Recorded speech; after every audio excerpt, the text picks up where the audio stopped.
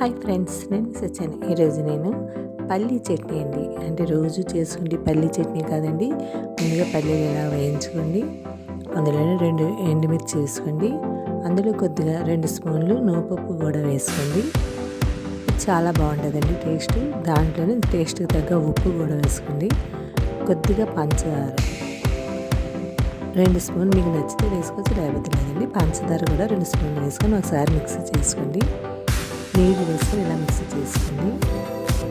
చేసుకున్నాక ఇందులోనే కొద్దిగా నిమ్మరసం, అంటే మనం చింతపండు వేయలేదు కాబట్టి నిమ్మరసం వేసుకుంటే చాలా బాగుంటుంది. మీరు ట్రై చేయండి, చాలా బాగుంటుంది టేస్ట్. అలాగే మనం గిన్నెలకి బౌల్లో తీసుకొని మిక్సీ చేసుకోవాలి.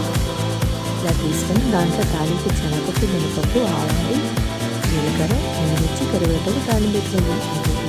చట్నీ అంటే ఇడ్లీకి చాలా బాగుంటుందండి, మీరు ట్రై చేయండి. Thank you.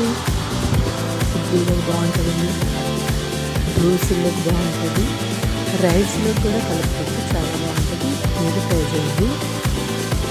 ఎంతో టేస్టీగా చిలక పలుకుల చట్నీ అండి.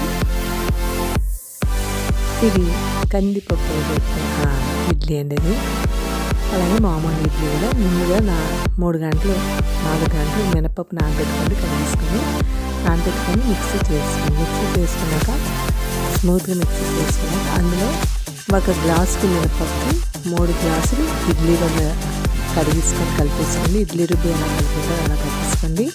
నేనైతే అలా కలిపేసుకొని మన్నాడు ఉదయం అంటే 4-5 గంటలు నానాలండి.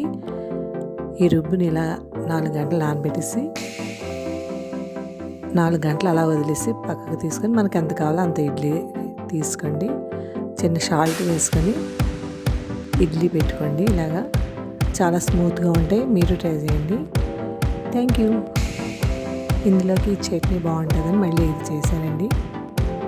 అంతేనండి, ఎంత టేస్ట్ అయినా మామూలు ఇడ్లీ అండ్ కందిపప్పు ఇడ్లీ 2 చేశాను, మీరు ట్రై చేయండి. Thank you. సబ్స్క్రైబ్ చేయండి, లైక్ కొట్టండి, కామెంట్ పెట్టండి. బాయ్.